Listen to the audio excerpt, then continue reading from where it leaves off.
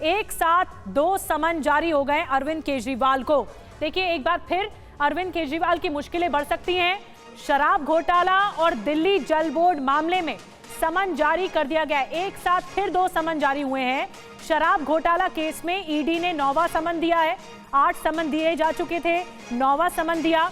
और दिल्ली जल बोर्ड इस पूरे मामले में एनफोर्समेंट डायरेक्टरेट ने 18 मार्च को बुलाया। इस मामले में भी समन जारी किया गया है और 18 मार्च को बुलाया है। जो शराब घोटाले मामले में समन जारी हुआ है 9वां, उस मामले में 21 मार्च को केजरीवाल को ईडी के सामने बुलाया गया है।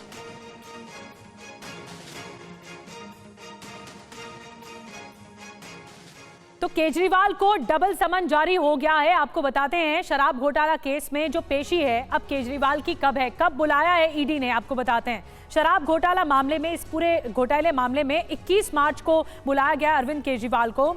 दिल्ली जल बोर्ड घोटाला केस में जो पेशी है 18 मार्च की पेशी है। ये 2 समन जारी हुए हैं, इसलिए मुश्किलें अरविंद केजरीवाल की बढ़ सकती हैं। हालांकि कल राउज एवेन्यू कोर्ट से अरविंद केजरीवाल को जमानत मिली है। अब आपको बताते हैं कि दिल्ली जल बोर्ड घोटाला का जो केस है वो क्या है, जिसमें केजरीवाल को ईडी ने 18 मार्च यानी कल ही पूछताछ के लिए बुलाया है। इस केस में केजरीवाल सरकार पर 38 करोड़ रुपए के ठेके में भ्रष्टाचार का आरोप है।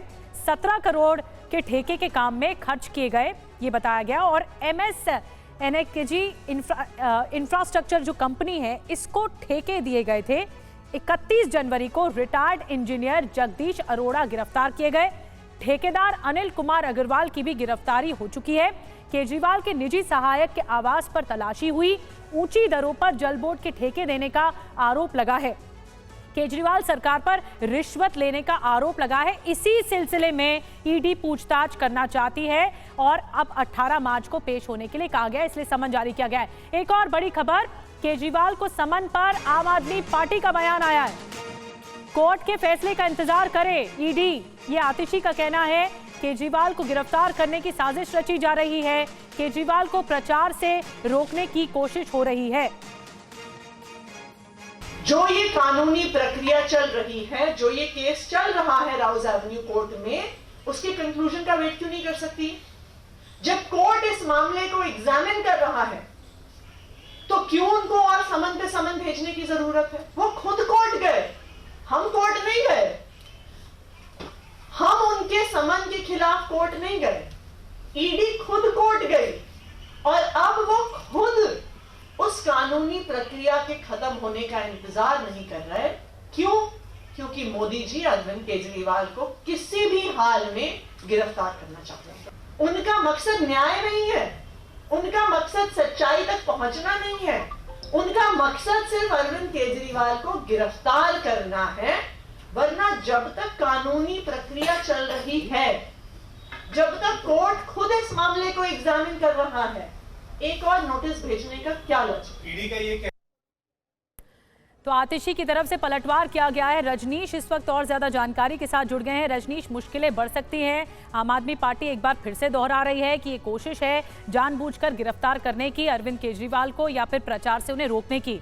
लेकिन दिल्ली जल बोर्ड जो घोटाला है, जो मामला, इस मामले में जो समन जारी हुआ है, उसके पॉइंट्स क्या है, किस बात को लेकर समन जारी हुआ है, ईडी ने क्या बोला है?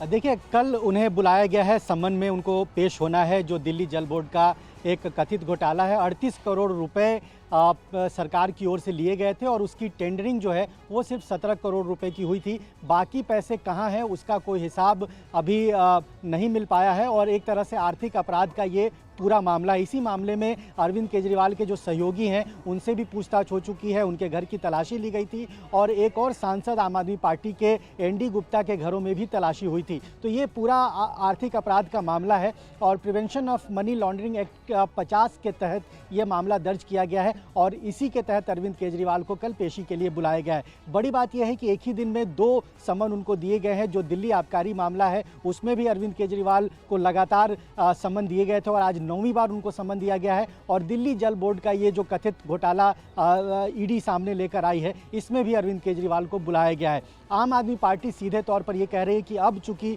लोकसभा चुनाव का ऐलान हो चुका है और दिल्ली, पंजाब के साथ साथ देश के कई राज्यों में आम आदमी पार्टी चुनाव लड़ने जा रही है, अरविंद केजरीवाल स्टार प्रचारक हैं, तो कहीं ना कहीं उनको प्रचार से रोकने के लिए और आम आदमी पार्टी को और ज़्यादा एक तरह से उनको प्रेशराइज करने के लिए अरविंद केजरीवाल पर यह दबाव बनाया जा रहा है। और ये सीधे सीधे राजनीतिक प्रताड़ना और प्रतिशोध की बात आम आदमी पार्टी की तरफ से सामने आया है। होगा कल अरविंद केजरीवाल।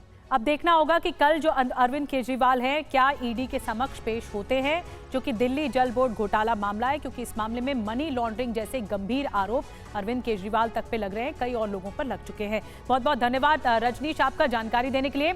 और बड़ी बात यह कि दिल्ली बीजेपी अध्यक्ष वीरेंद्र सचदेवा का बयान भी आ गया। इस बीच केजरीवाल को समन पर बोले हैं वीरेंद्र सचदेवा। आम आदमी पार्टी का चरित्र झूठ बोलने का है। केजरीवाल ने समन को लेकर लगातार झूठ बोला है। क्या कुछ कहना है उनका, आपको सुनवाते हैं। आम आदमी पार्टी का चरित्र है झूठ बोलना। कल अरविंद केजरीवाल को जिस मामले में जमानत मिली है वो सम्मन की वैधता का था।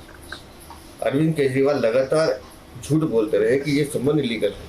कल कोर्ट में उन्होंने जाकर स्वीकार किया कि हाँ जी ये सम्मन लीगल है और मुझे इस मामले में जमानत दी जाए कि मैंने सम्मन की वैधता का उल्लंघन किया। इस बात की जमानत मिली है। शराब नीति बड़ा घोटाला है, उसमें जांच चल रही है और अगर जांच एजेंसी अपना काम कर रही है तो मुख्यमंत्री को उसमें सहयोग करना चाहिए। घबराना किस बात का? अगर चोरी नहीं की तो डर क्यों रहे? यही बात उन्होंने बोली है कि इलीगल हम इसको बोल रहे थे और इसी बात को लेकर हम ईडी जो है वो कोर्ट गई थी और ईडी ने खुद ही इंतजार नहीं किया कि क्या कोर्ट फैसला देता है। मैं फिर कह रहा हूँ, सम्मन की वैधता पे उनको जमानत मिली है, शराब नीति घोटाले का जिक्र नहीं आया है। जांच एजेंसी जो अपना काम कर रही है वो शराब नीति घोटाले पे कर रही है, उस पर अरविंद केजरीवाल को सहयोग करना चाहिए। वो ये भी बोल रही हैं कि जो ईडी है वो सिर्फ एक ही उद्देश्य पर लगी है, वो है उनकी गिरफ्तारी। और उन्होंने बाकायदा प्रधानमंत्री पर भी आरोप लगाया है। प्रधानमंत्री नरेंद्र मोदी को कह रही है कि वो सिर्फ गिरफ्तारी ही कराना चाहते हैं। मैं एक बात का सवाल आपके माध्यम से उससे पूछना चाहता हूँ, दिल्ली में शराब नीति क्यों बदली? और अगर बदली थी तो फिर जांच शुरू होते ही वापस क्यों ली?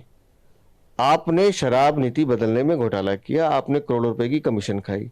अगर आप ये सब नहीं करते तो जांच एजेंसी क्यों आती? आपने चोरी की है तो उसका जवाब तो आपको कानून को देना पड़ेगा ना। अगर आप ये सब नहीं करते तो कोई भी जांच एजेंसी आपको तंग नहीं करती। और इस बीच आपको यह भी बता दें कि केजरीवाल को समन पर बीजेपी नेता बांसुरी स्वराज ने आरोप लगाया कि आम आदमी पार्टी ने 100 करोड़ का घोटाला किया है। आप देखिए, जो जांच हो रही है वो शराब घोटाले की हो रही है, क्योंकि इतना संगीन आरोप है कि आम आदमी पार्टी के लीडर्स ने 100 करोड़ रुपए तक के किकबैक्स लिए हैं, जो आम आदमी पार्टी की गतिविधियों के लिए ही इस्तेमाल हुआ है। जाहिर सी बात है कि आम आदमी पार्टी के सरगना माननीय मुख्यमंत्री अरविंद केजरीवाल जी हैं, इसीलिए उनकी ही जवाबदेही बनती है। उनको ही जांच में जुड़कर बताना पड़ेगा कि आम आदमी पार्टी इतना ज्यादा करप्शन क्यों कर रही है। जब भी समन आते हैं पीएमएलए में तो कानूनी तौर पर यह अनिवार्य होता है कि आप उन समन्स का आदर करें। जब जब आप उन समन का निरादर करते हैं तो सेक्शन 174 ऑफ द आईपीसी में आप एक नया अपराध कर रहे हैं। अरविंद केजरीवाल जी जो माननीय मुख्यमंत्री हैं दिल्ली के, उन्होंने 8 समन्स का निरादर करा है।